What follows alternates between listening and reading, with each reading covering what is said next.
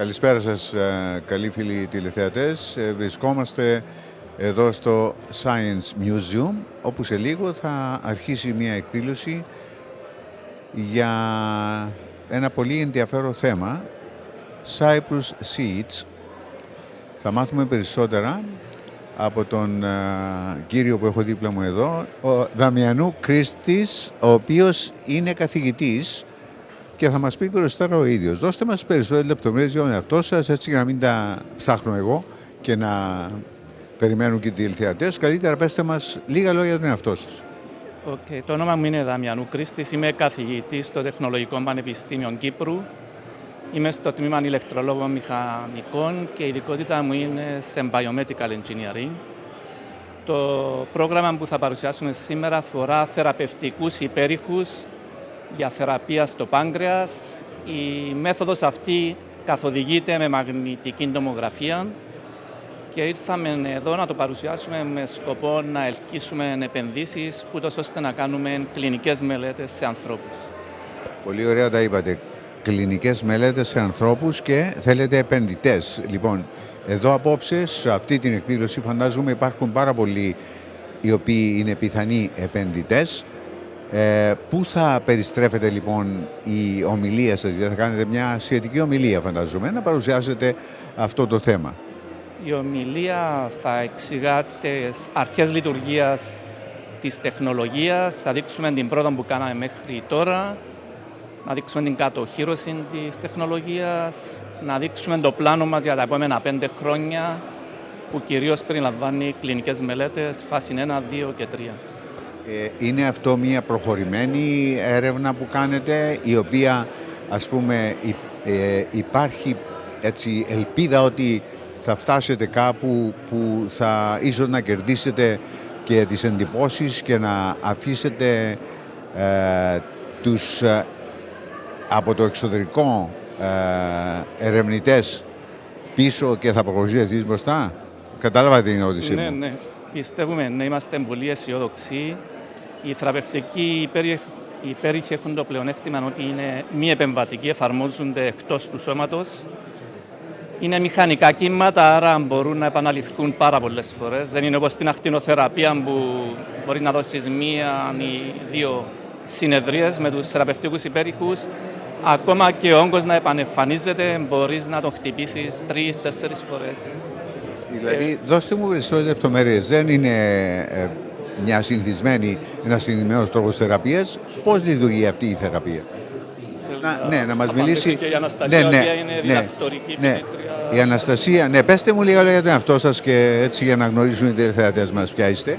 Ονομάζομαι Αναστασία, είμαι υποψηφία διδάκτορ στο τμήμα των ηλεκτρολόγων μηχανικών στο Τεχνολογικό Πανεπιστήμιο Κύπρου και εργάζομαι ως ερευνήτρια, ασχολούμαι με το συγκεκριμένο project εδώ και 1,5 χρόνο. Η τεχνολογία λοιπόν αυτή είναι όπως τους συνηθισμένους υπερήχους που γνωρίζουμε, αλλά αντί για διάγνωση χρησιμοποιούμε υψηλές εντάσεις για θεραπεία.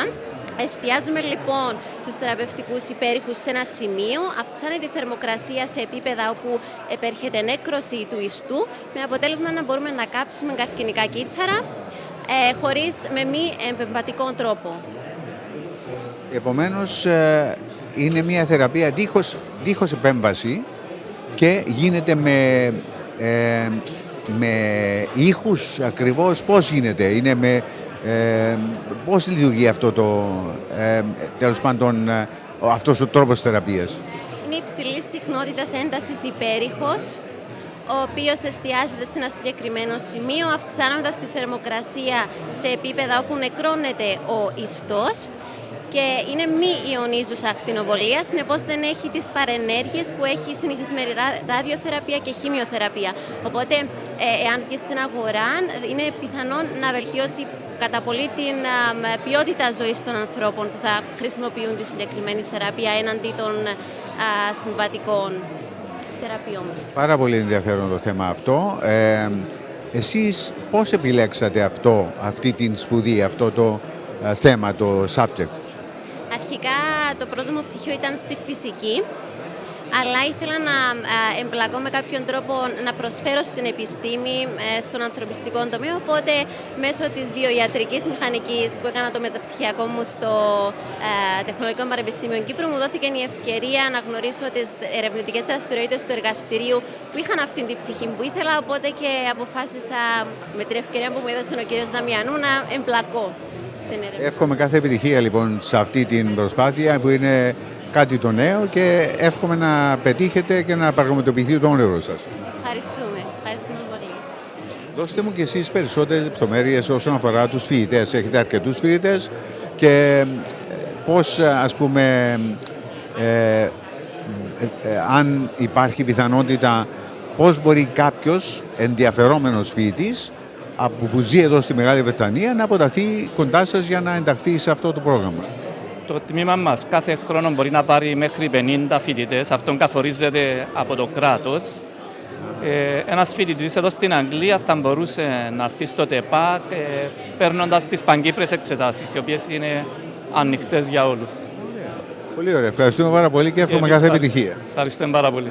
Managing Director of Cyprus Seeds, and I welcome you all to this very special event for us.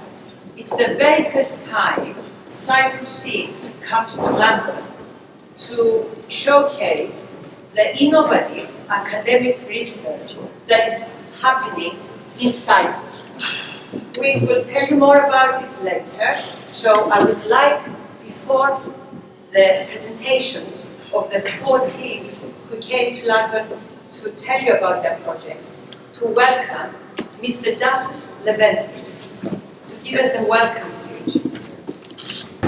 An event which celebrates Cypriot innovation, alongside an exhibition also supported by the 80 Leventis Foundation, which marked the 200th anniversary of Greek independence. And independence, and this exhibition is a tribute to Greek ingenuity, to the spirit of Hellenism as represented by the light of ancient Greek science. It seems fitting, therefore, that we are gathered here tonight combining this show with its focus on ancient Greek scientific achievement with an opportunity to hear more about Cyprus Seeds, a non-profit organization which is working tirelessly, as you will hear later, to help Cypriot academia capitalize on innovative ideas and to enable scientific innovation in Cyprus to make the transition from the lab to the market. I would like to congratulate the members of the 5 Cyprus Seeds teams who will be sharing their stories on their success so far. And I would like to thank you, all of you, for joining us for an evening which we hope will prove how forward-thinking science can help better our world. Thank you very much.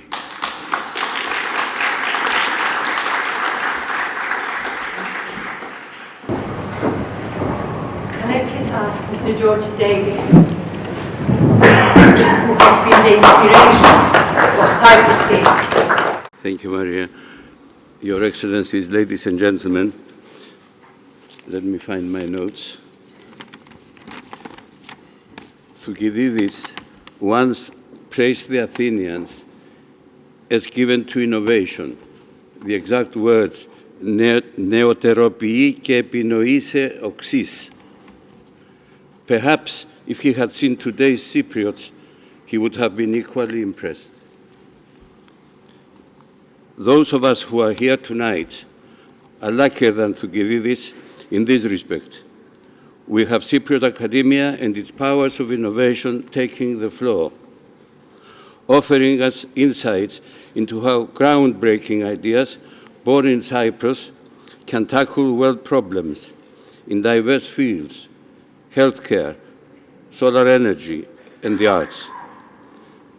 Applicable science at its best, innovation that is making the transition from leading universities and research institutions in Cyprus. The event comes almost 3 years after the founding of Cyprus Seeds, an NGO created with just this mandate in mind, to help innovative academic research undertake the process of commercialization that would turn a great idea into a startup business. And why is this important? The truth is, Cyprus has a huge untapped resource in what we are one of Europe's most educated nations, with the highest number of university graduates per head in the EU, an impressive 18.2% ahead of the EU average for higher education qualifications in the 30 to 34 age brackets. Keeping this promising human capital within Cyprus, turning brain drain to brain gain is crucial, and it can only be achieved by helping promising young minds realize that there is a future for them in Cyprus, that there are ways in which we can turn academic research and innovation into growth, jobs, market opportunities that will benefit the economy more broadly. After 3 years with Cyprus Seeds, we have seen business ideas born out of the program flourish. We have also seen a slow but promising shift in the research and innovation sector in Cyprus, currently described as a young but fast-developing ecosystem. A recognition of this momentum by the relevant government bodies, including Cyprus's Research and Innovation Foundation and the promising National Innovate Cyprus program. The key is to facilitate the commercial exploitation of new cutting-edge ideas and technology, to bridge the gap between Cyprus's promising research community and its developing business sector, to ultimate inspire private sector investments in innovation in a twofold way. And I'm happy to see so many of possible people and organizations that could be interested in investing in this promising field. Firstly, through the support of organizations like Cyprus Seeds that support academic teams on the ground, with everything from pre-seed funding to business skills training, one-to-one mentoring and networking. And secondly, with direct angel investing that will enable innovative academic teams take their work further, ultimately inspiring further commercial investment in new ideas. We hope to have you join us in this journey as we discover the potential that lies in joining Cypriot innovative thinking. Thank you. A last welcome before we go on to the presentations is by the Permanent Secretary of the Ministry of Research, Innovation and Digital Policy of Cyprus. Good evening, everyone. Distinguished guests, it is indeed a great pleasure to be joining all of you today in this magnificent place to showcase and celebrate Cypriot academia innovating, and I would like to welcome and thank everyone for honoring us with their presence. In today's fast-changing global setting, I firmly believe, and I'm sure you all agree, that investing in science, technology and innovation is the way forward to provide solutions to the numerous challenges of our time and build sustainable, competitive economies and greener, more resilient societies. All aspects of modern life are subject to the forces of change new ideas can bring. If we fail to nurture entrepreneurship and innovation, we risk falling behind. That is why the Cyprus government is committed to playing its part to ensure our scientific and entrepreneurial communities are provided with all the necessary tools to not only produce innovation breakthroughs, but also to thrive by developing their ideas to address real industry and life problems and convey them to the market for the benefit of the real economy. To this end, we are following a holistic approach which focuses on facilitating access to markets and talent, offering targeted funding programs, and actively supporting commercialization of research outputs, not just through funding tools, but also through a central knowledge transfer office, which will be established within 2022. In addition, we place great emphasis on providing wider access to cutting-edge research facilities, improving the regulatory framework on university spin-offs, strengthening collaboration between academia and industry, and creating a conducive environment that encourages and proactively supports both research and innovation activity and foreign investment. Cyprus, my friends, already enjoys an impressive and fast-growing research and innovation ecosystem, one in which Cyprus Seeds, our hosts for the night, is a prominent actor and a critical factor of success. The caliber of innovators in the Cyprus Seeds program is truly outstanding, as I'm sure you will all realize firsthand following tonight's presentations. In this regard, I would like to congratulate Cyprus Seeds and their network of donors, mentors, and coaches who are all making all this possible with their invaluable contribution. I wish to also reaffirm the government's determination and commitment to continue to support all initiatives aimed at leading translational research towards successful commercialization paths. I wish to also extend special thanks to Mr. David and Mr. Levendis, who are here with us, for their long-standing support and commitment to our joint cause. Together, we can empower and enable our strong scientific base to develop this so important entrepreneurial mindset that will allow them to see beyond limitations and challenges, access real opportunities, and engage meaningfully in their societies. Dear friends, a strong innovation ecosystem depends largely on the quality of its actors, the quality of its institutions, as well as the quality of links with other communities. We are here to strengthen these links, and I truly hope that today's event will spark productive discussions that will pave the way for future collaborations with mutual benefit for all.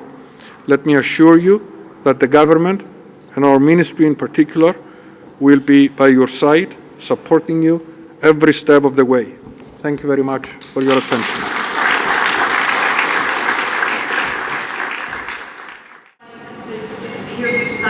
So we will proceed with a short intro about Cyprus Seeds, and then our four teams will present their work. I asked them to do a 7-minute clip, just like they should when they talk to investors. And then there's a closing speech, and then we will all enjoy a cocktail and talk and chat about what's happening in the field of innovation in Cyprus. So, what is Cyprus Seeds? Cyprus Seeds is not an incubator, it's not an accelerator, it's a unique program which was initiated, launched 3 years ago. It's a private initiative, but it has been supported from the very first year by the Greeks and Cypriots of the diaspora in the US mostly, but also by the Cyprus government, right from the beginning, from the inception of the program. It is unique. Why? Because it's focused on commercializing research, not just support research, but support the commercialization and bring out to the market startups based on scientific research from the universities of Cyprus. So it's targeting faculty and young scientists, PhD and postdoc students from all the universities and research centers of Cyprus. So it's a national program on the ground, and it's open to all the universities. What is the mission of Cyprus Seeds? Well, to empower and support the most talented researchers in Cyprus and those who wish to make a difference in the world, to generate impact out of their research, and to bring the research they have in the lab closer to the market, so that the products and services that they bring out to the market solve a problem, a world problem, not just the problem of Cyprus. Who had this idea of the program Cyprus Seeds? Well, believe it or not, it was some Cypriot and Greek individuals. First and foremost, Mr. George David. Marina Hadjopoulos is a Greek in the Boston area, the daughter of Mr. Hadjopoulos, who in Boston is considered to be the father of entrepreneurship. Anna Fotopapas is a Cypriot from Argaki Morpho, living in Boston. And George Saveriadis, also a Cypriot who used to be in Boston, but now he's in Cyprus supporting the operation of Cyprus Seeds. I would like to show you how it all started 3 years ago. We had a launching event at the University of Cyprus, who was there leading the effort of designing a program to be supporting the mission. But from the very beginning, it was intended to be open to all the universities of Cyprus.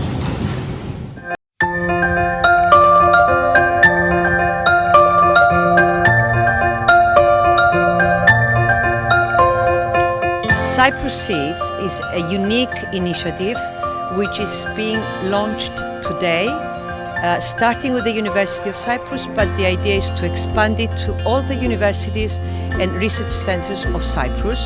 The Cyprus Seeds is a fantastic initiative for Cyprus. It's an attempt to help university professors that have developed new ideas, new technologies, to develop their products and commercialize them. Done successfully, done correctly, it's going to be fantastic for the Cypriot economy, it's going to be fantastic for the university, and it's going to be fantastic for the researchers themselves. So what we look to do is to provide them with the right mentoring, the right technology transfer, and the right level of funding to help them realize those ambitions. MIT Enterprise Forum Greece, which is the chapter of the global MIT Enterprise Forum, will be our collaborators in implementing the Cyprus Seeds at the University of Cyprus during the pilot year.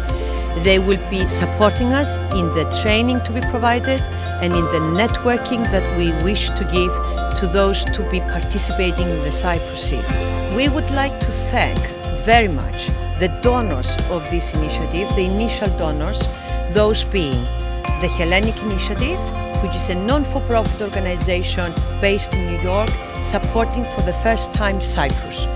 Secondly, the Leventis Foundation, and finally, corporations in Cyprus who, even though it is the initial stage of the program, have trusted the initiative and have donated money. And those are Eurobank and EY Cyprus. But I must also thank individuals, both in Cyprus and abroad, who also donated funds. And those are George David, Tony Gerolemo, and 3 individuals in Boston, Anna Protopapa, Yannis Monovoukas, and Marina Hadjopoulos. Thank you all very much. Without you, we wouldn't have been able to launch today. As you could see, it was a full room of scientists, academia, students, people from the industry at the launching of Cyprus Seeds. What does Cyprus Seeds offer? Well, it is a 12-month funding program that offers grants specifically to protect the IP of the scientists and to pay the salary of mature students who will join their team in order to accelerate the research. We provide 5 training courses which are dedicated to giving the scientists the business skills required if they were to set up a startup, and also to teach them how to pitch to investors. But the most important thing we do, and this is what the scientists tell us, is the mentoring that is supporting them in order to take their research in the right direction. So we select experienced people from the US and from Europe who have done it before, who have commercialized research, and they know how to do it. And they talk with our researchers regularly, and they do it pro bono, because that's their way of giving back. So mentoring, and finally networking with potential customers and potential investors. And this is an example of such networking events. We've done others. We went to the US, we went to Greece, and we are now in London, because we want them to get feedback from the customers, from the investors, and progress towards the market. And then at the end of the 12-month cycles, we do a showcase of our projects, and that is where we gather again policymakers in Cyprus, investors, VC funds from Greece, and not only, and industry players to listen to the innovative solutions that we have to tell them. What have we done so far? Well, we did 2 cycles, and here are some interesting statistics. The first year, when we launched in November 2018, nobody knew us. And look at these statistics. We received 35 applications. And mind you, we asked only those interested to commercialize to apply to us. And we received 35 applications. For Cyprus, it's not bad. And we selected 6, the very best 6. And it was not me who chose them, because I'm just an economist. It was experienced experts who knew about their areas from the US. And we chose those 6 who rated the highest. But look at the sectors from where Cyprus seems to have researchers who are interested to commercialize. It's mostly health, but there's energy, there is ICT, there is art. And the second cycle is even more interesting. This is the one we're finishing now. We received 54 applications from even more universities in Cyprus. And again, health is number 1 in terms of wanting to commercialize. And you can see the remaining sectors. And the most interesting of all is the fact that we received applications from all the universities of Cyprus. And those are University of Cyprus, leading in the commercialization, the Cyprus Technological University, that's the back in Limassol, the Cyprus Institute, which is a research center in Cyprus, in Nicosia, which is known for research, in particular energy, climate change, arts, and computational sciences. But we also received applications from centers of excellence in Cyprus, as well as private universities, as well as the German Oncology Center. So this is, for me, this was a very big surprise. That Cyprus has sources of research from so many places. Here we are. We are in the 2nd cycle of the program, finishing in May. We have been supporting this cycle 12 projects. 5 of them are from the health. 1 is from the water, cleaner water, solar energy, devices, in particular it's drones, arts, agrobiotech as well in Cyprus, and computer science. We have brought a sample of these 12 projects to London to tell you what they do and to give you the idea of and the potential that there is. I would like to finish by thanking those corporations, individuals, organizations who were from the beginning the donors and the supporters of this initiative. Because Cyprus Seeds, as has been said, is a non-profit initiative. We don't take equity. We do what we do because we want to help Cyprus, to generate impact to society, to make our economy flourish out of scientific research that has the potential to become a success in the world. And those are the Hellenic Initiative, a non-profit organization in the US, whose members are the Greeks and Cypriots in the US, who have done well, and they want to give back to their countries, to Greece and to Cyprus.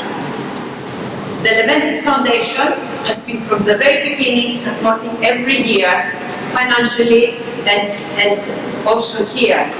I remember in November last year I came to London to decide where to have an event to bring some of our scientists. And I remember Georgina Dimopoulou from the Leventis Foundation, she came up with this idea. Why don't we do it in the Science Museum? It's about the scientists of Cyprus. Why don't we do it in front of this exhibition about ancient Greek scientists? And to, to make it relevant and to inspire the youth. And here we are. Thank you, Georgina. Brilliant idea. Thank you for all the support, by the way. And then, last but not least, the Cyprus government. I am very, very proud to have the Cyprus government with us right from the beginning. I still remember when I went to the US to pitch in front of the Hellenic Initiative about the beginning of Cyprus Seeds. You know what they asked me? They said, what about the government of Cyprus? Are they going to support? Because you know the Americans, they want skin in the game. And I said, of course they are going to support. And they have been supporting us from the very first year because they give matching funds to the funding that we give to the projects.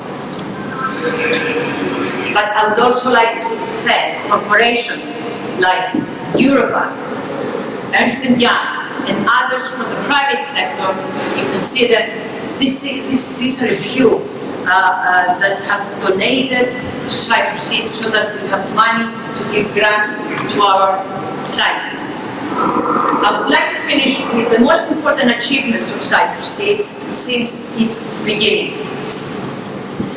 Well, we have attracted close to 1 million donations and sponsorships. We have had the Cyprus government on our side, and we have done 10 patents. Out of the,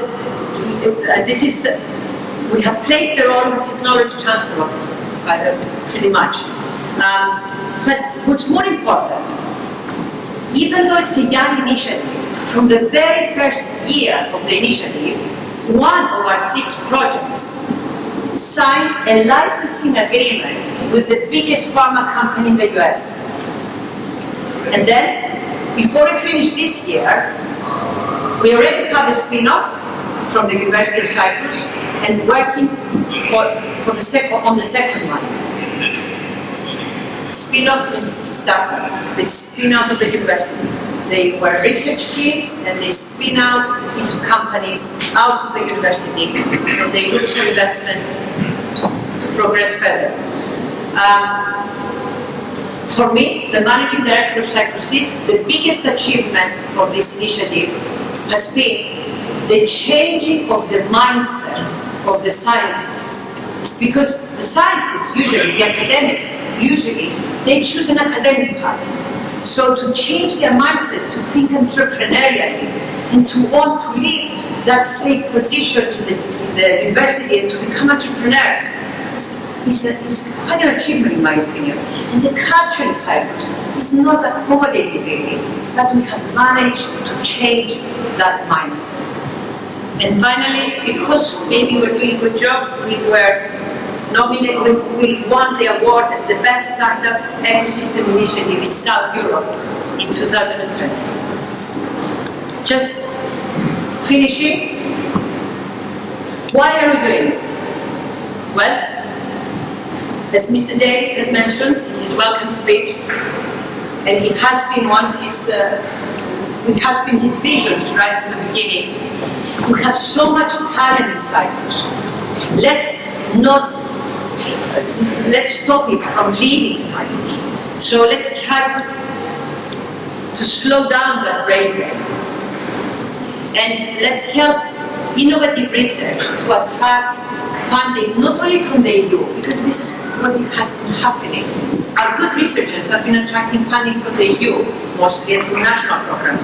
Well, we wanted to complement that funding so that they progress further and to create a pipeline of startups from Cyprus and plant the seed to create a technology-driven entrepreneurial culture in Cyprus. We would like to ask you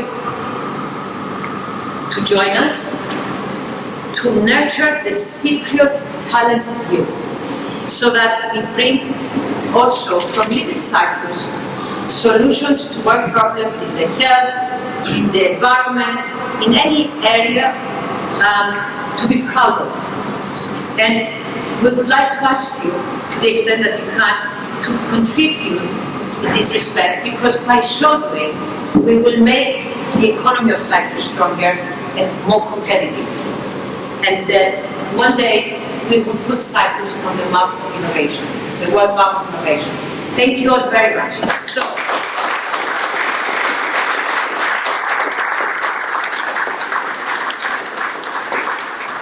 I would like to invite our very first team to be presenting Anastasia.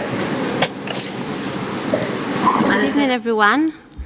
My name is Anastasia Antoniou, and I come from the Cyprus University of Technology. Today, I am presenting to you Ablasonic, a technology that aims to address the urgent need for effective treatment of pancreatic cancer. Pancreatic cancer records about 500,000 new cases every year, and it is ranked as the 7th leading cause of cancer death worldwide. Unfortunately, the gold standard treatment of surgery, followed by radiotherapy and chemotherapy, provides a survival rate of just 5%. In addition, surgery is invasive, whereas radiotherapy and chemotherapy are both accompanied with extreme side effects. So we are transitioning from traditional treatments to ultrasound therapy with Ablasonic. Ultrasonic energy can be focused into the tumor from outside the body to heat up and kill the cancer cells without any damage to healthy intervening tissues, and therefore it is completely non-invasive and has no side effects. To be more specific, ultrasonic waves are focused into a pinpoint location, increasing the temperature locally and killing the cancer cells while leaving the healthy cells unharmed. It is of paramount importance that the safety and the accuracy of this procedure relies on accurately monitoring the induced temperature changes during heating, and currently MRI is the only imaging modality that offers tools to do so. Accordingly, Ablasonic was specially designed to safely operate in the MRI environment, thereby exploiting the unique benefits of MRI guidance. But what exactly is Ablasonic? A robotic device comprising a positioning mechanism that enables motion in two linear and one angular axes of 3 ultrasonic sources, each one focusing the beam at different depths into the target. Due to its smart and compact design, with all the various components being accommodated into the single enclosure, it can be easily integrated into the table of any conventional MRI scanner. Specifically, the MRI bed is modified to create space for integrating a dedicated enclosure wherein the robotic device is fitted. A mattress is then added above to cover the protruding part of the device, while simultaneously increasing the comfort of the patient who lies above the device in the prone position. Notably, we already found a vendor to produce the mattress. The proposed technology is patented in several European countries as well as in England. We are fortunate that the last 2 years we managed to raise 1.5 million euros from research grants that enabled us to perform extensive research and develop an advanced prototype that was extensively evaluated in the preclinical setting and proven to be safe and efficient. Therefore, it is ready to proceed to the clinical trials to receive the required regulatory approvals for market launch. Hospitals constitute the beachhead market for Ablasonic. The per-unit cost of Ablasonic is estimated at 52,000 euros, while the selling price will be set at 300,000 euros. An additional fee of 32,000 euros will be charged as a yearly maintenance. Now, based on the number of MRI units installed in hospitals in Europe and the US, the specific pricing framework gives a total addressable market of about 665 million euros in Europe and the US, from which a 5% market share is expected for Ablasonic. But why customers would be motivated to buy Ablasonic?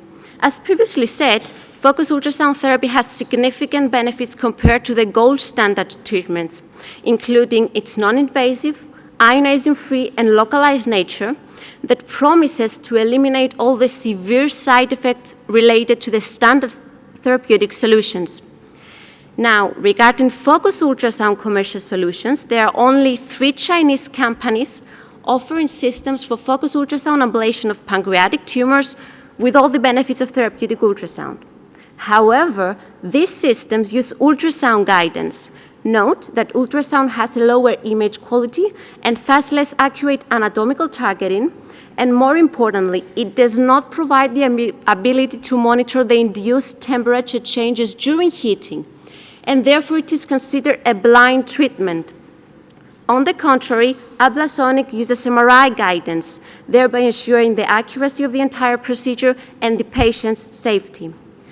Although we may be the first mover in the marketplace, it is expected that already established companies in the area of MRI-guided focused ultrasound that currently offer systems for other organs, they will expand their operations entering the market of pancreatic cancer.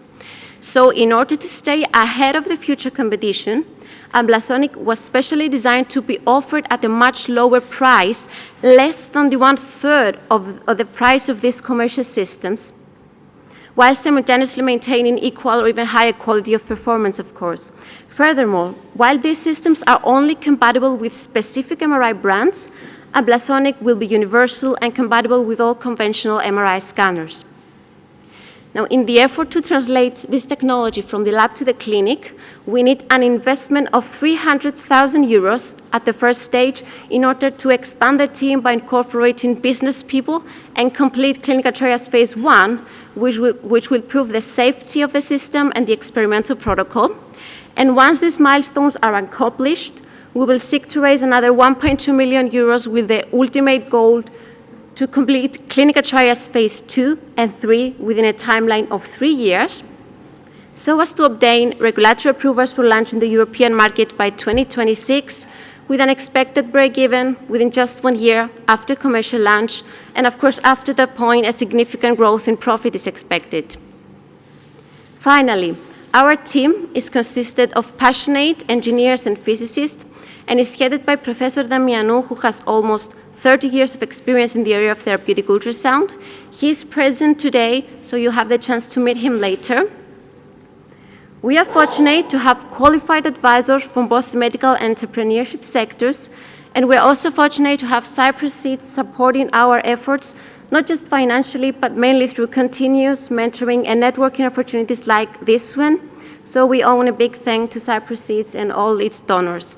Thank you very much for your attention.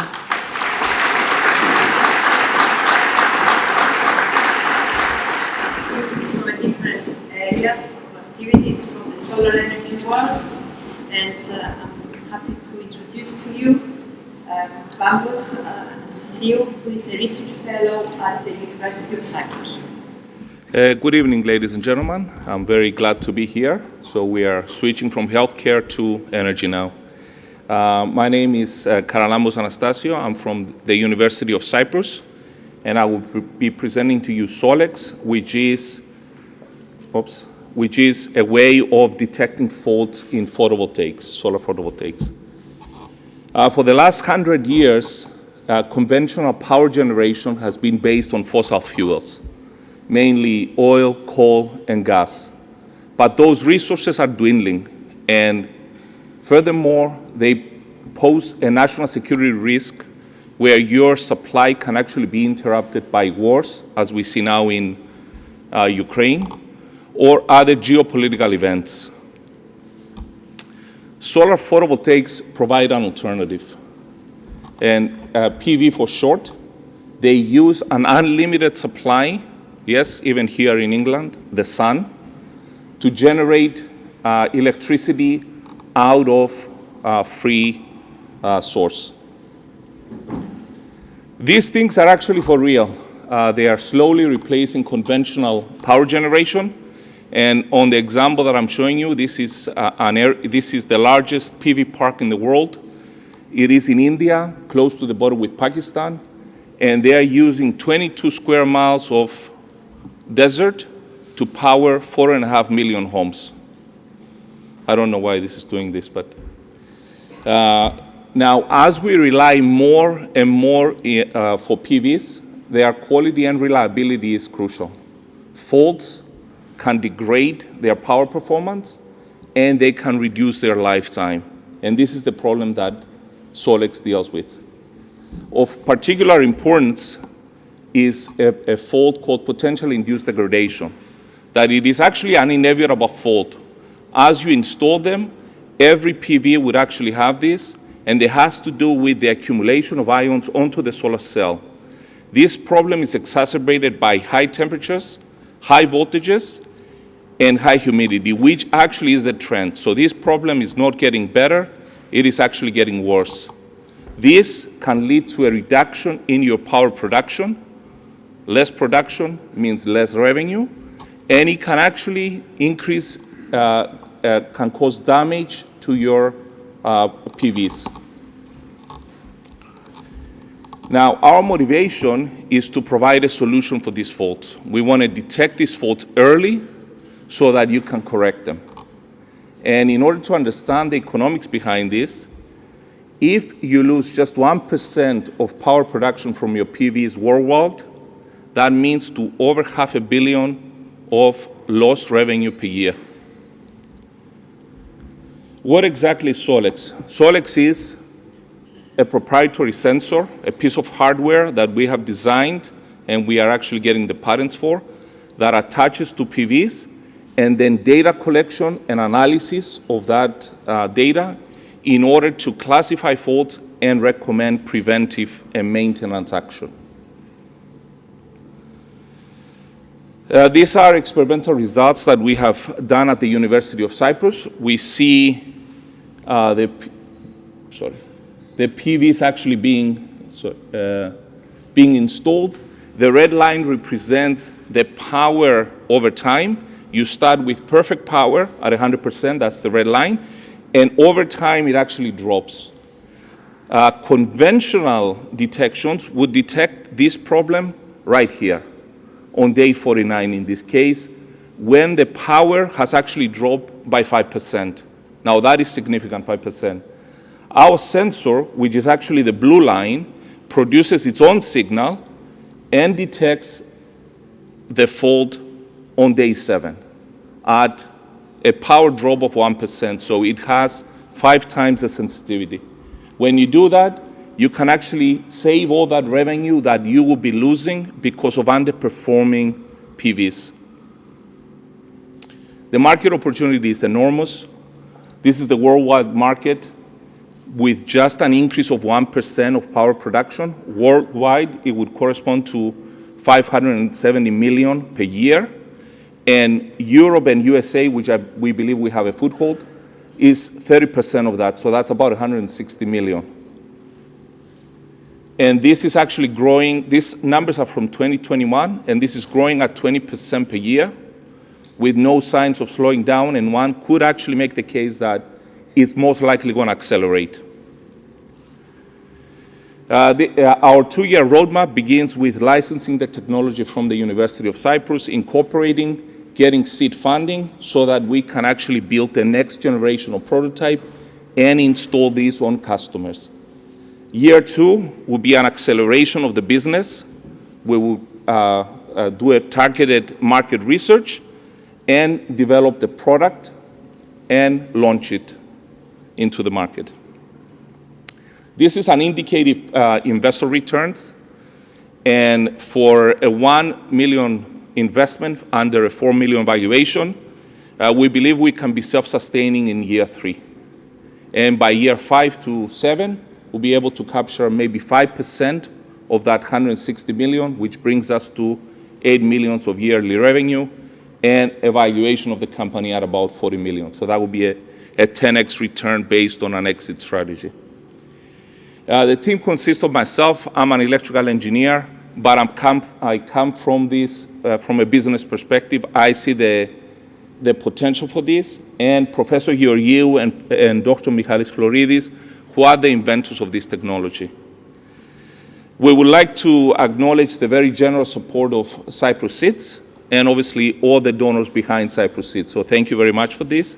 And we're looking to get feedback and understand how we can actually take this forward. So please talk to us, and I'll be here. Thank you very much. It's also from the University of Cyprus, and is again from the health sector and medical devices time. We have here with us one of the founders of the company, the spin-out I mentioned earlier, the very first one coming out from Cyprus Seeds projects. So it's Julius Georgiou, an associate professor from the University of Cyprus. Good evening, everyone. It's a real pleasure to be here. I spent 9 years of my life walking past the Science Museum, going to Imperial College around the corner, and I didn't expect to be here giving a presentation this evening. So I'm sure you've all been for an ECG, electrocardiograph, in your life. And you know how important the ECG is for cardiologists to understand the functioning of the heart. Well, what you probably haven't been aware of is that the uterus contracts, and these contractions change on a monthly basis, the non-pregnant uterus. And these contractions, they help the endometrial rejuvenation, they help fertilization, but the absence of contractions also help the embryo to implant itself on the uterine walls. And there have been a number of studies using MRI that have shown the correlation between excessive contractility and infertility. And there's also been a second study done with ultrasound, although in order to get the results for that, a number of doctors had to agree on how many contractions they saw, because that's not so reliable. So presently, IVF relies on creating a healthy embryo, but it kind of ignores the state of the uterus. And in that case, contractility is still not used to improve IVF, despite these studies being around for such a long time. So that's where gynatronics will come in. So every year, about 90 million couples resort to IVF, and they spend anywhere between $50,000 to $100,000. And of these patients that go to IVF, only 50% of them will get to take a child home after having 5 cycles or 5 attempts of implanting an embryo. And the main reason for this is because doctors don't have a tool to assess the uterine contractility. This was verified by a publication. Well, we started in 2014, but in 2017, another independent group came up and said that we need an accurate, an objective, and user-friendly tool to be able to assess uterine contractility. By the way, Gynatronics is the company that's been spun out, and they have all the IP assigned to them at the moment. So what we've developed is an ultra-thin, it's a 2 millimeter wide electrode array. It's like flexible ribbon, and this flexible ribbon is inserted using a catheter the same way that the embryo is transferred inside the uterus. So every gynecologist knows how to transfer an embryo, can also insert this device in a painless way. And it takes only 10 minutes to record the electrouterograph to get these signals. So this is not just a theoretical experiment. We've got approvals with help with the funding from Cyprus Seeds, and we've proceeded to collecting data from 150 different women multiple times. So what we've been trying to do is establish the same way that the cardiologist knows what a normal heartbeat looks like electrically, we're establishing what normal contractility looks like in healthy women. And we've also been collecting data from various pathologies, and we've seen that there are differences with those, but those are yet to be published. Also, something that's very important, a concern is whether this is something that's comfortable. Well, these ladies have come multiple times, and we've had 0 complaints and 0 complications with using this technique. So here you can see some of the data that we've got, some of the initial data, where we see that the estrogen levels basically drive contractility up and progesterone levels bring that down. And this is a very important tool for the gynecologists, so that when they transfer an embryo, they know that the uterus is not contracting over a certain level. So if we compare with the existing approach of using MRI. Well, an MRI, as you know, costs millions, and it won't fit into a normal gynecologist's office, whereas our device costs less than 10,000 and does. Transvaginal ultrasound is already in most gynecologists' office, but it's very difficult to interpret, to count the number of contractions, but also the mechanical pressure can stimulate contractions and obscure the real contractility. Sorry, there's a bell going on. Okay, so we've mentioned that this is just a 10-minute procedure. It's very easy for any gynecologist to use, and it gives very reliable contractility data because the electrodes are touching against the uterine muscles and they get very clear signals. We've also got the option for 24/7 monitoring for healthy couples to check the best time to conceive. Okay, so what's Gynatronic's competitive advantage? Well, we filed a broad US and EU patent with the help of Cyprus Seeds funding. This patent covers not only recording the electrical activity, but it also has an aspect where we can stimulate the muscles. So if, for example, a fibroid is removed and the muscle is weakened, then with electrical stimulation you can strengthen the muscle and restore normal contractility. The other key point that we have here is that we're building the first and the largest electrouterograph database. And if we put an artificial intelligence back engine on that, then we'll be able to help doctors with their diagnosis. So that's something that will be very difficult for a competitor to replicate, even if they got past the patents. Okay, so what's the patient value proposition? Well, we expect that IVF patients will need fewer cycles, about half of what they have. And because of that, they can pay more per cycle, and it will still in total be cheaper than if they had done the old method without this. Also, the treatment time will be less by having fewer cycles. Each cycle takes roughly about 1.5 months. So 5 cycles on average, that's quite a long process. From the IVF clinic's perspective, they will treat more patients and they can charge more per cycle, so they will also make more money. But more importantly, it's a legal requirement for each IVF clinic to publish their KPIs, their key performance indicators. So if they have an improved success of implantation if they have improved implantation success rates, then they will have better, more customers. Also, contractility could move an embryo, and you can have ectopic pregnancies. So by having this tool, and you can see that the uterus has calmed down, it will help avoid those. So our team consists of Professor Vasilios Danos. He's the clinician. He's one of the most experienced gynecologists, OBGYN gynecologists in Cyprus. He teaches at the University of Nicosia. Myself, I've had a background in medical devices from Imperial College. And with Konstantinos Legas, in total, we've got 71 years of combined experience in this field. With Cyprus Seeds' help, we've had a very good and very tough mentor, Jeff Arnold, who's been helping us look at things realistically. And we've also got a very extended clinical network. Stefan Gotz is a professor from the Catholic University of Leuven. He's also the founder of one of the biggest IVF clinics in Belgium. And then there's also Mark Martins from the United States, again, an academic, but also a clinician who works in this field. So how have we got here? So basically from 2014 until 2019, we've been self-funding this research with Professor Danos. In 2019, we got a generous grant from Cyprus Seeds of 72,000 euros. It also covers the patenting that we had to undergo in this, and had a full-time person so we could start our first in-human clinical trials from one center. So now we're looking for 500,000 so that we can develop a minimal viable product and move on to a multi-center study. We need the multi-center study so that we can get our approvals from the FDA and also from the European notified bodies. And once we have that, then we can start marketing. So these are very conservative numbers. making profit just from selling the device. The electrodes I didn't mention earlier are disposable, and there's a lot of income that can come from disposable electrodes.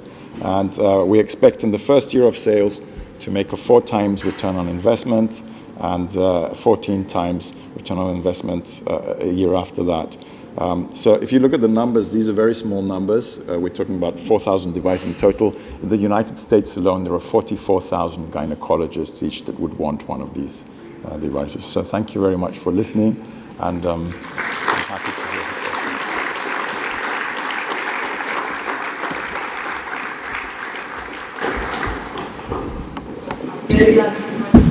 Today is a different world of the arts. And we are happy to have here with us one of the founders of this innovation. We have Associate Professor Mr. Plakitsis, and with him is his PhD candidate, Anassis, to present artists. Thank you. Thank you very much. It's a pleasure to be here. Good evening. What I will present to you today is our project ARTES, which stands for Art Characterization Services. It all starts with curious minds and a thirst for discovery, as the introductory text of the wonderful exhibition on the achievements of the ancient Greek scientists tells us. For us, it was our passion to discover the hidden secrets of works of art that drove our work at the Andreas Pitas Art Characterization Laboratories at the Cyprus Institute, and in the end, the formulation with the help of Cyprus Seeds of our ARTES project. And I will use one of our successes, a good example of our work, which I think illustrates what ARTES can do. So this is a work that came to our laboratory attributed to the School of El Greco. Our team managed to map and analyze the material aspects of the work, but also to discover the traces of the signature of Dominikos Theotokopoulos, which you see on the screen. And by this time, Theotokopoulos is still signing as a Byzantine artist, and you can read here Dominikou, the hand of Dominikos. Our work managed to help the authentication of the painting. It's a small panel, and its attribution to the original, to the great master himself, and therefore it was included as an original work in the great exhibition at the Grand Palais in Paris in 2019. So you can also imagine, you can understand immediately how the results of our work affected the value of the work. From a School of El Greco, an original El Greco, its value increased manifold. And this is where ARTES comes in, and this is where our core proposition focuses, seeing art and cultural heritage as economic assets. We've seen that there is an increased need for more accurate assessments of the economic value of works of art. And also, there is a demand for art and heritage assets to be considered as regulated commodities. Science and technology can really help here, not only to address these needs, but also to help and contribute to the problem of the limitations of available solutions and services. There is a fragmentation of what is available right now. There is also a surprising lack of authentication protocols, as well as detailed reports, which unfortunately still are based on a limited range of methods.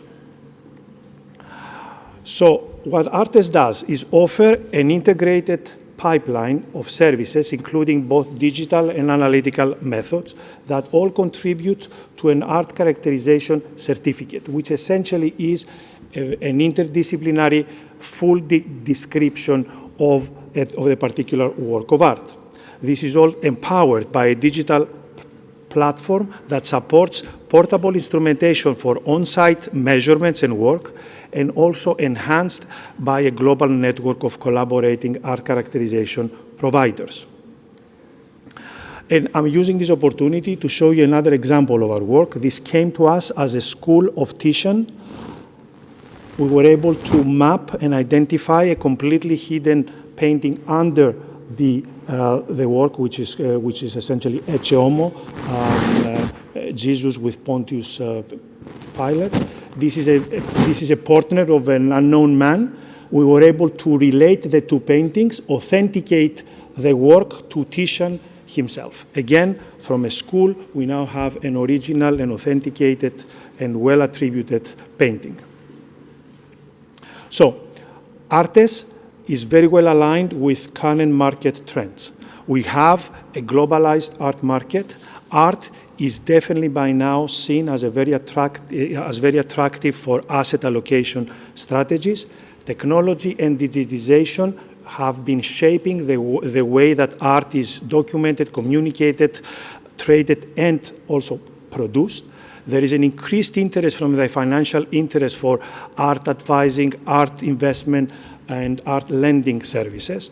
And of course, there is now an increased transparency in this sometimes tricky market as art and technology have been shedding light on various hidden aspects and secrets of these of works of art.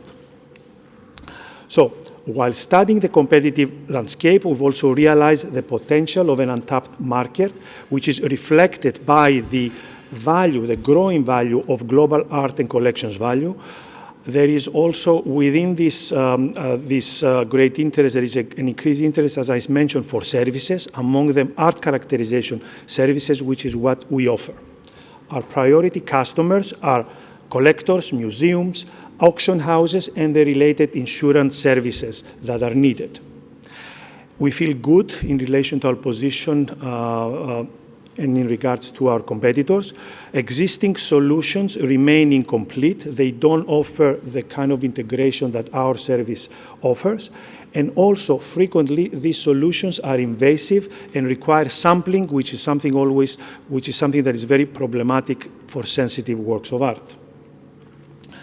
So what is Artes and our value proposition? Is both unique and scalable. We offer a standardized Artes certificate. Machine learning and artificial intelligence contribute to authentication and the validation of art, as well as the optimization of our service pipeline. It's also, and our service is also scalable because we can brand it, we can certify the processes and our methodology, we can protect our intellectual property through trade secrets agreements, and we can grow, and we have been doing that, a network of international experts and laboratories that are collaborating with us. And here, this is just an image of, again, some of our work. This is a terracotta, our analysis and characterization of terracotta fragments from salamis. Our team consists of core members who are responsible for the business aspect of the service. They work closely with the scientific leadership of our team, benefiting from business support from the Innovation Office of the Cyprus Institute. I cannot thank enough the help and the mentoring we receive from our Cyprus Seeds mentor, Karen Golmer. And of course, we could not be doing anything without the technical expertise of a range of technicians working at the Cyprus Institute, who have gained tremendous experience working together with leading institutions, international institutions in the field. So this is briefly a snapshot of our roadmap. During the past and the current year, we've been benefiting from Cyprus Seeds funding and mentoring. Very important for us. We've also applied for pre-seed application. This is the Government Research and Innovation Foundation, a grant. During the next year, we will be securing and developing our MVP, intellectual property, our branding, seeking additional funding, and by 2024, we expect to have completed and at least finalized the commercial agreements with our strategic partners, and as well as directly engaging customers. We have been already selectively been doing that already. Finally, a big thanks to Cyprus Seeds for all their help and support, helping us realize and explore the potential of our work and how this can actually be commercialized. Many thanks to just making us members of this family. And I hope that at least I have sparked your curiosity about the hidden secrets of all the works of art that surround you. And our artist team is here to help you discover them. Thank you very much.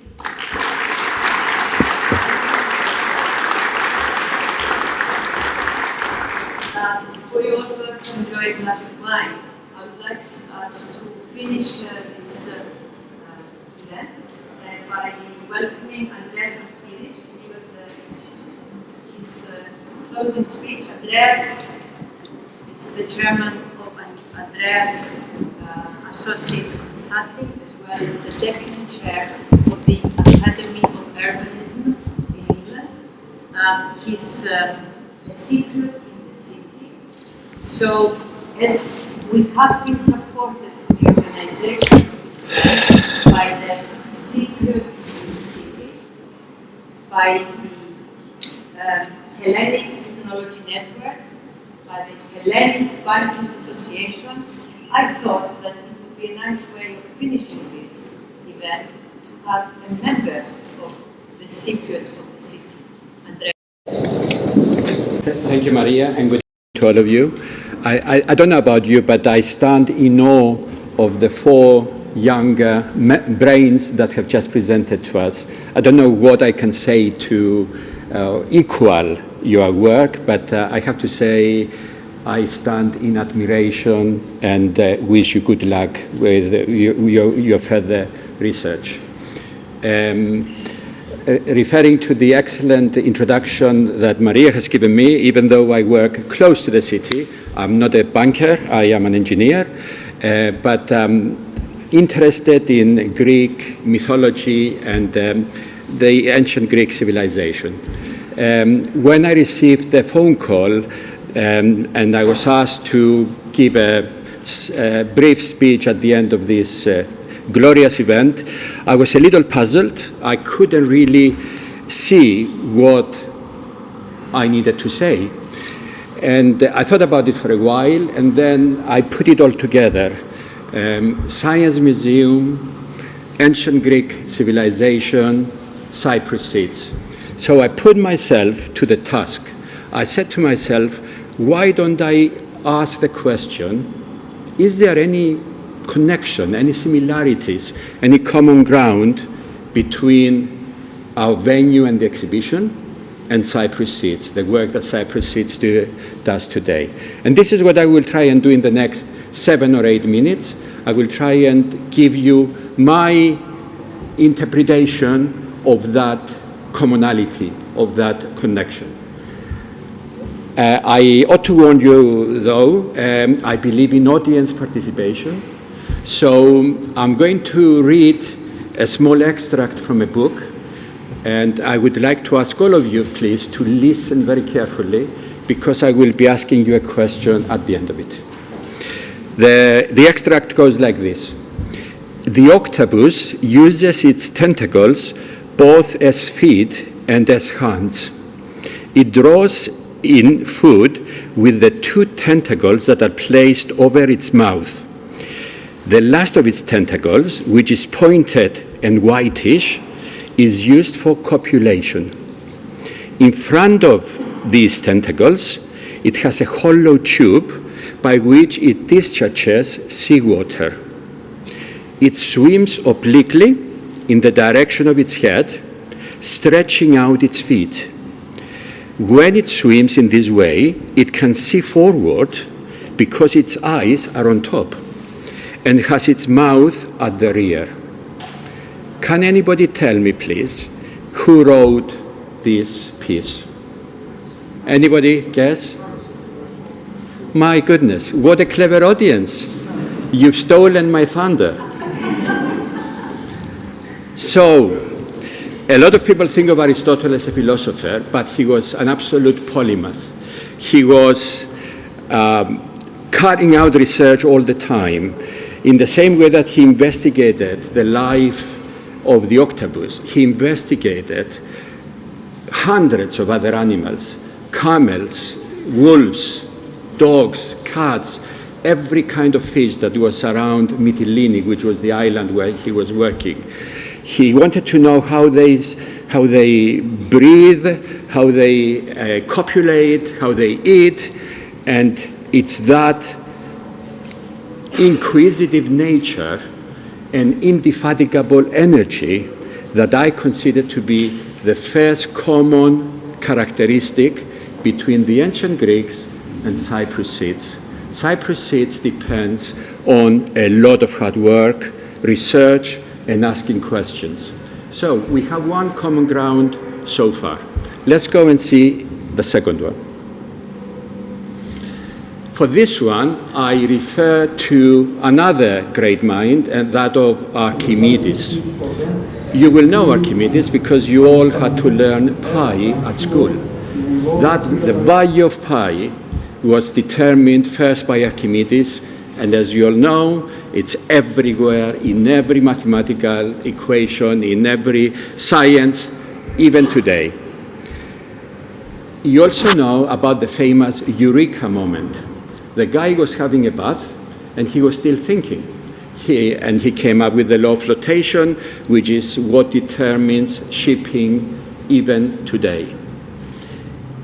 We also have the famous Archimedes screw. I don't know how many of you know that, but it was a means by which you could carry water onto a higher ground.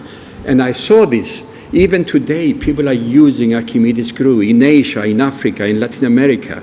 It's fantastic. I saw it in Holland. So he was a brilliant mind, but even brilliant minds get things wrong. And this is where he went wrong with the Archimedes claw. Archimedes used to live on the island of Sicily, in Syracuse. And the king of Syracuse wanted him next to him. He wanted him to come up with all sorts of innovations all the time. And one of the things that Sicily was always frightened of was pirates. They always came from the sea. And so the king said to Archimedes, you need to do something about this. How should I defend myself?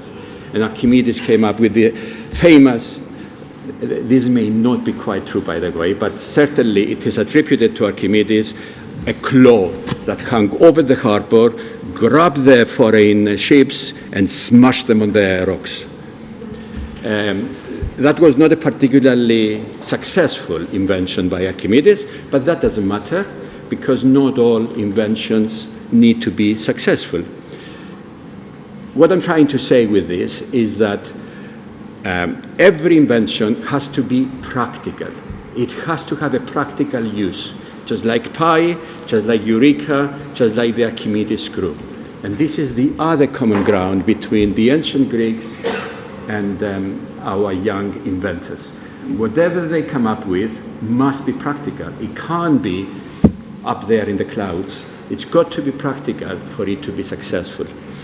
Before I leave you, I'm sure you'll be interested to know about the phrase I put there, do not disturb my circles. Those were the last words by Archimedes. The story goes that as the Greeks started to lose their power, the Romans started to rise up. And the nasty Romans invaded Sicily.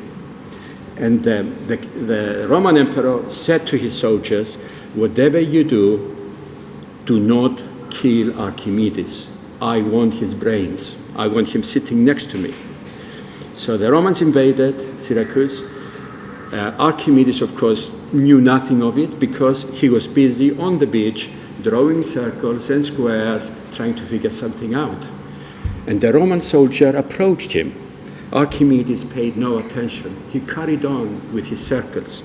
And the Roman soldier, not recognizing who it was really annoyed by this old man who completely ignored him.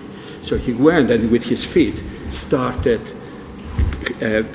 disturbing Archimedes' shapes. Archimedes looks up and says, do not disturb my circles. And the soldier was annoyed by this defiance by the old man, plunged his sword and killed him. I've always thought that this was a very sad story, but he had done enough by then anyway. So that was the second common ground that I was telling you. Whatever you come up with must be practical. I now go on to the third and last one. This is, I didn't know this, but in fact this map is also in the exhibition.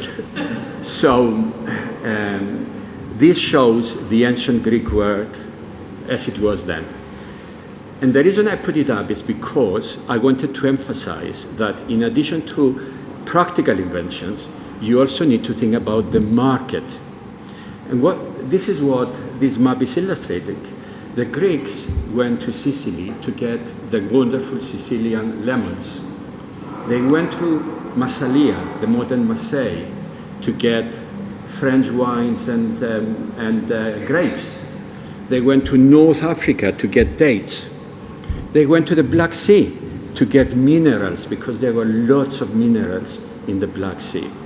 So that's the other fundamental principle that the successful ancient Greeks had and what Cyprus Seeds needs to do. And before I leave this slide, I'm sure you would love to know another little story.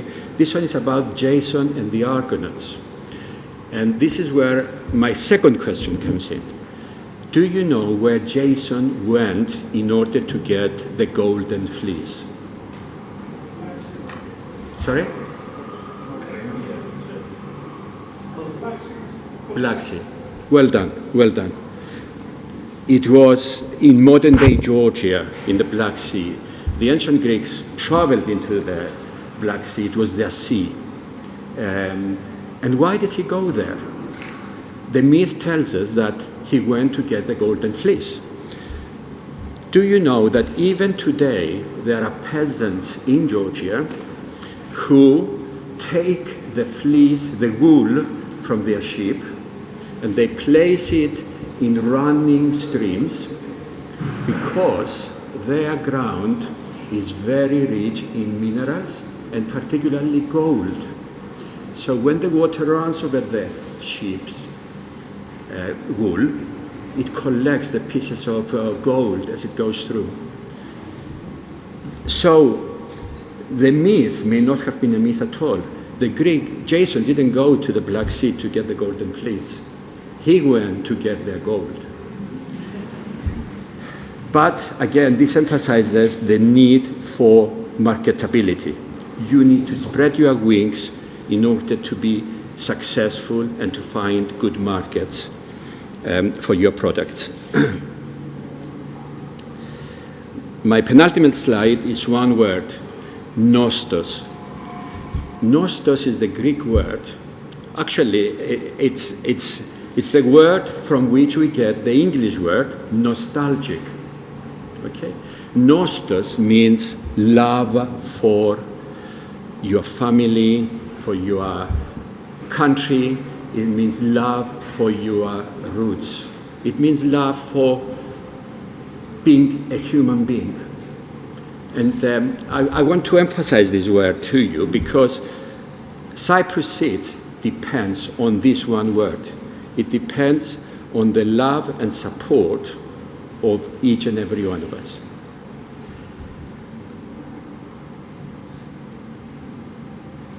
This has been a very scientific evening, but I thought that there can be no better way to finish than by a poem.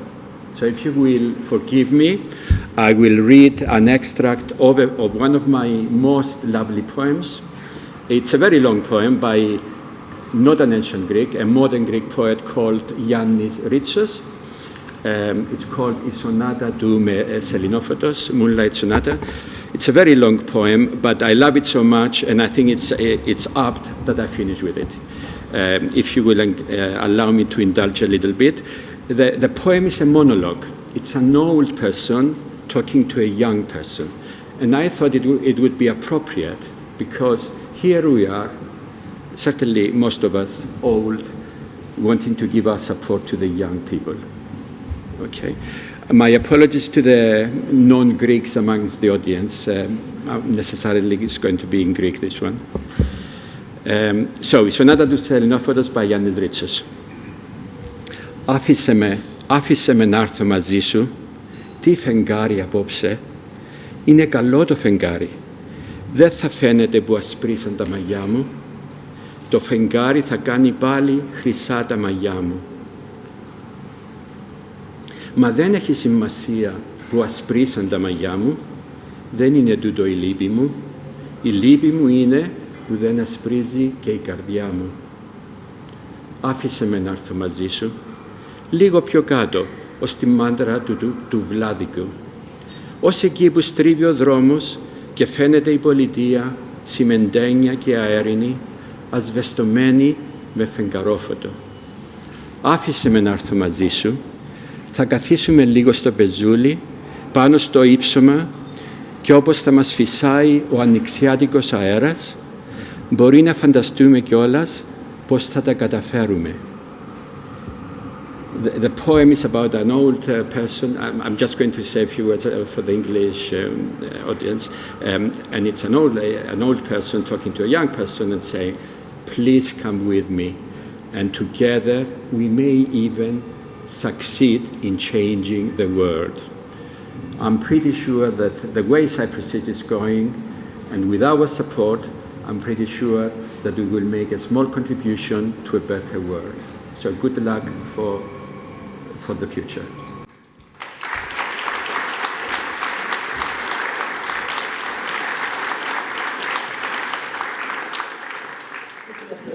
Very hard to be Andreas' sister. So, finished, but we are very happy and honored to have with us today another Cypriot in the city, Theo Grafidis. And Theo, would you like to say a couple of words to this wonderful audience? Thank you, Maria. I will keep it to absolutely a couple of words. I can see lots of fidgety bums now needing alcohol and refreshment and food. Andreas, thank you very much for your chat and talk. It was very enlightening to hear about the past and the glories of ancient Greece and Cyprus. But we're here to talk about the future, and I am so proud to be Cypriot tonight and just seeing some of the future right before my eyes. I've been an entrepreneur in London and England now for a long, long time. I'm 132,000 years old. And it's been quite lonely being a Cypriot entrepreneur in the United Kingdom. And I've always said that Cyprus is an absolute epitome of entrepreneurialism. And not only have we got, and it was mentioned earlier, the highest rate of education and university degrees, but I believe we've got the highest rate of entrepreneurs in Cyprus. And if we're now in connection with philanthropy and government assistance, encourage youth of Cyprus to grow, I am positive the commerciality and entrepreneurialism that's required is already within Cyprus. So I would just like to thank the Levendis Group and Mr. David as well, and Cyprus Seeds for everything, and government obviously, for everything they're doing to something that I've been preaching for a very long time, and to see it all coming together now makes me incredibly proud. So thank you very much, and well done to you all. Oh, one last thing. There's a force of nature here somewhere, Maria. An absolute force of nature. So I would just like to give her a big round of applause.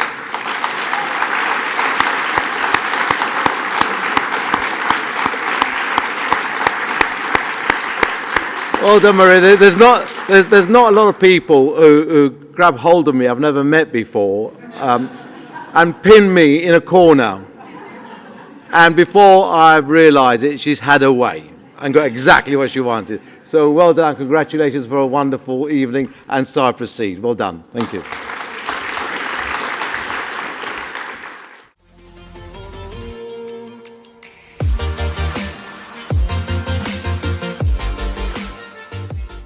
Μόλις τελείωσε λοιπόν αυτή η θαυμάσια εκδήλωση και έχω μαζί μου τον δόκτορα Στέλιο Χειμώνα, ο οποίος είστε ο Γενικός Διευθυντής του Υφυπουργείου Έρευνας, Καινοτομίας και Ψηφιακής Πολιτικής. Και Ψηφιακής Πολιτικής, μάλιστα.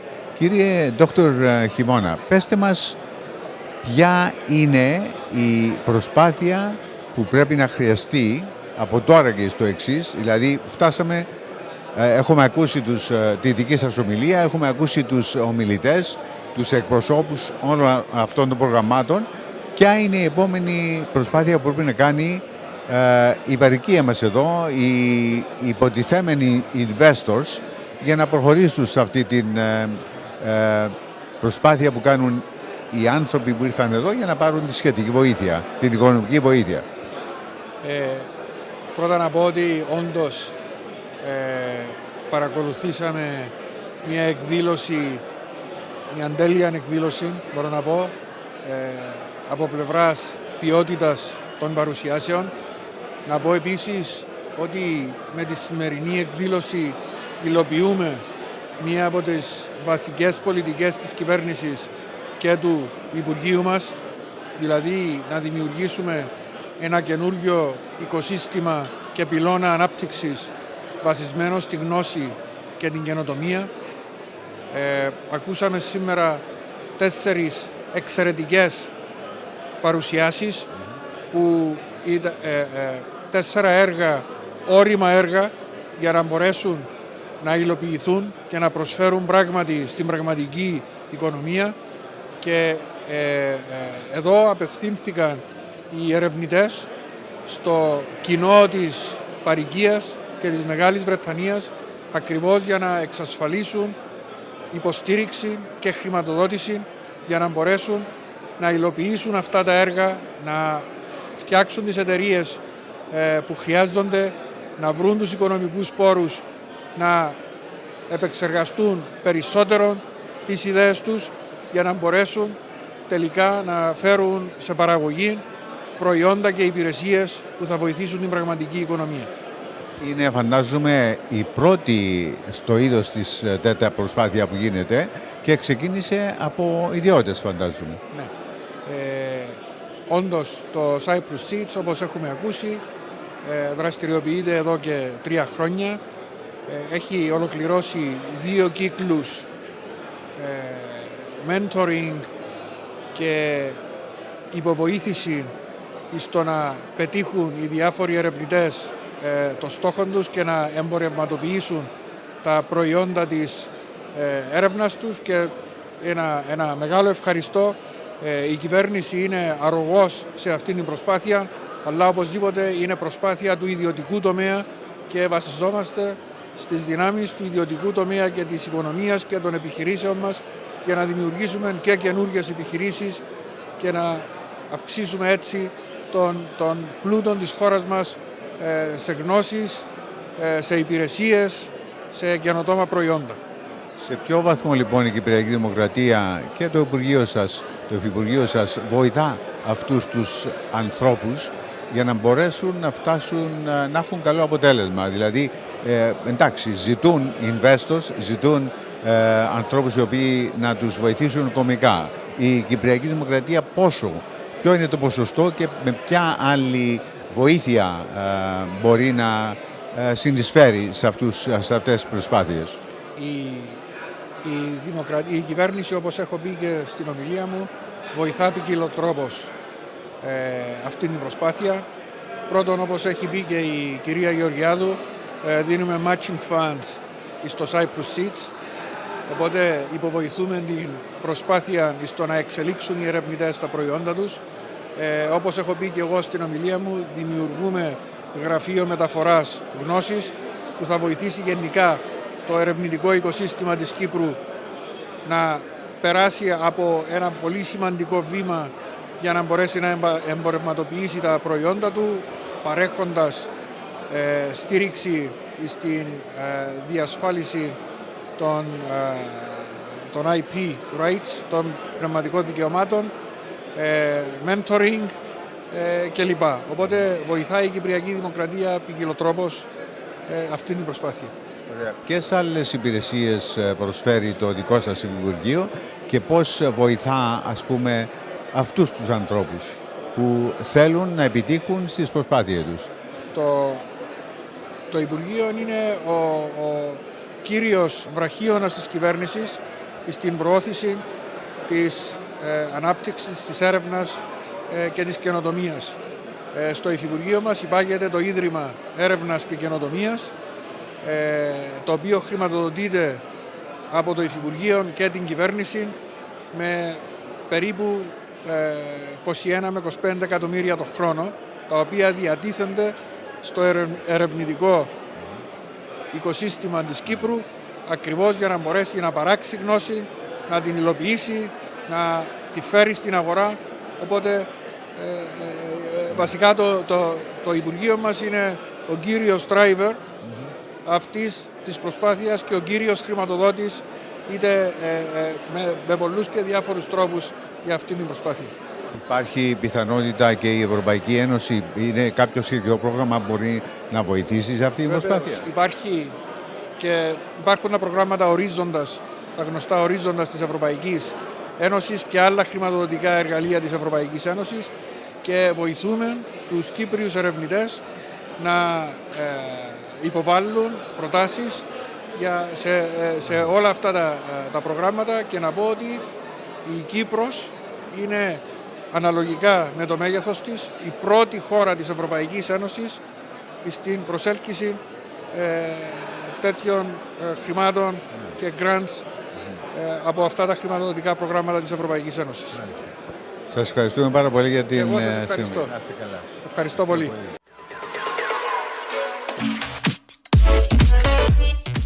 Έχουμε και την διοργανώτρια, την κυρία Μαρία Γεωργιάδου εδώ, η οποία πραγματικά συγχαρητήρια καταρχήν, γιατί ήταν μια πολύ επιτυχημένη η απόψινή παρουσία εδώ. Πέστε μου εσείς πώς νιώθετε.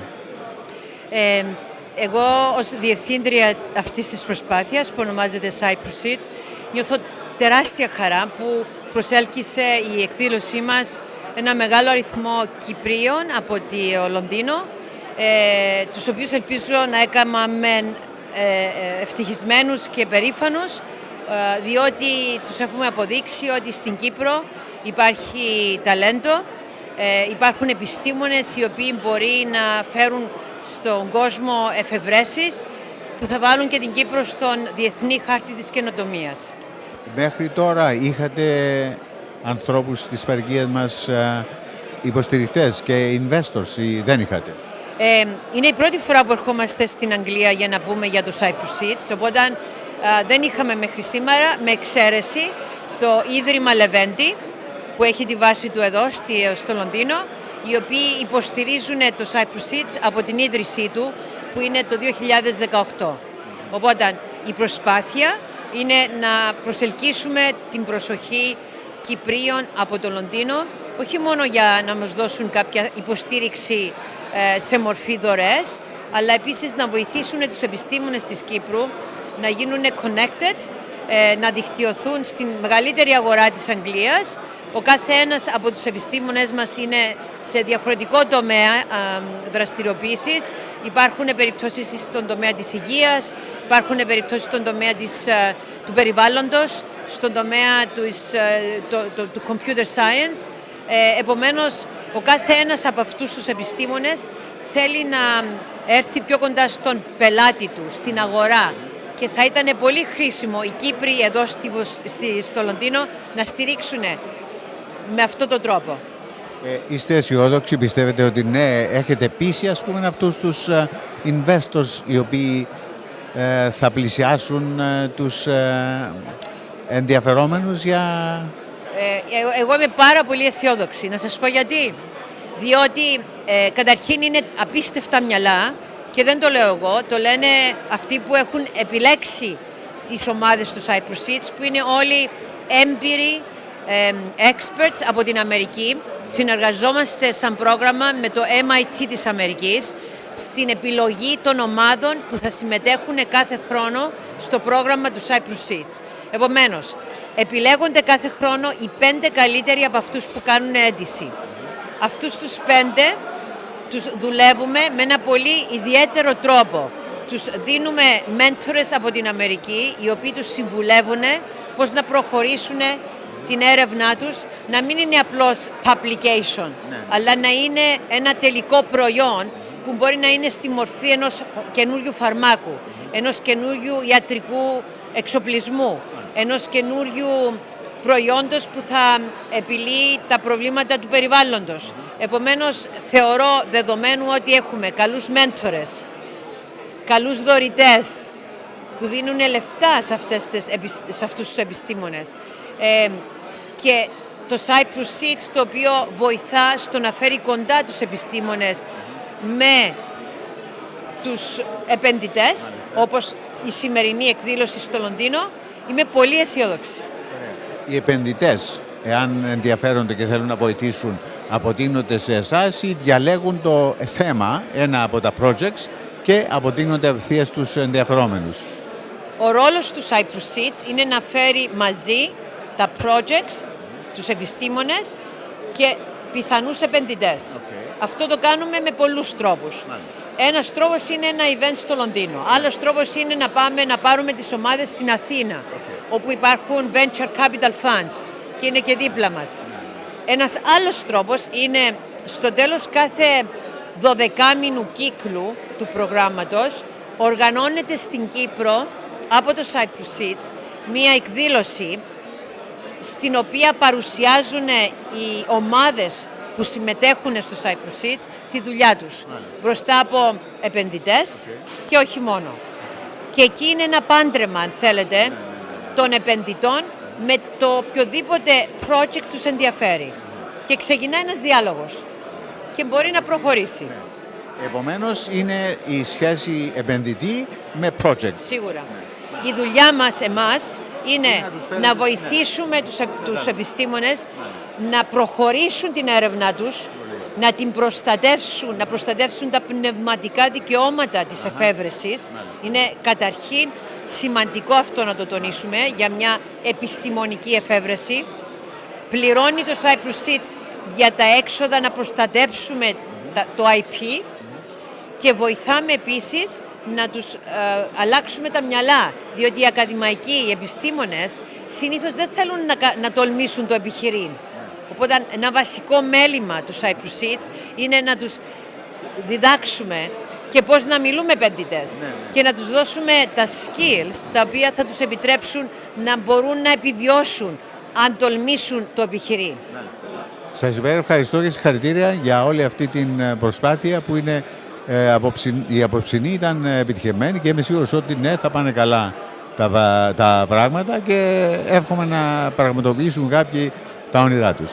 Εγώ ευχαριστώ, αλλά ήθελα να ευχαριστήσω περισσότερο τους δωρητές και τους υποστηρικτές του Cyprus Seeds, το Ίδρυμα Λεβέντη, το Hellenic Initiative, που είναι μια μη κερδοσκοπική οργάνωση στη Νέα Υόρκη, του οποίου μέλη είναι οι Έλληνες και Κύπροι της Διασποράς στην Αμερική, οι οποίοι στηρίζουν το Cyprus Seeds από την αρχή του, την κυβέρνηση της Κύπρου που είναι δίπλα μας από τον πρώτο μας χρόνο και τους ευχαριστούμε πάρα πολύ.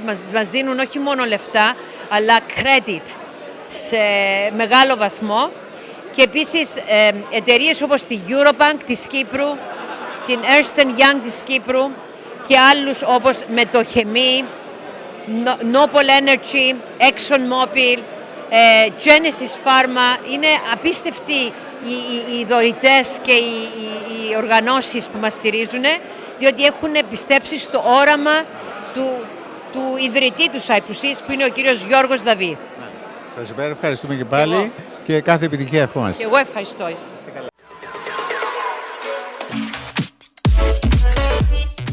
Έχουμε λοιπόν τον κύριο Πάμπον Αναστασίου από το Πανεπιστήμιο Κύπρου. Κυρία Αναστασίου, μιλήσατε για ένα πολύ ενδιαφέρον θέμα. Δώστε μας περισσότερες λεπτομέρειες. Αυτή η ανακάλυψη που έχουμε είναι ένα detection, είναι μία μέθοδος ανίχνευσης προβλημάτων που μπορεί να έχουν φωτοβολταϊκά πάρκα, τα οποία μειώνουν την απόδοση της ενέργειας που δίνουν.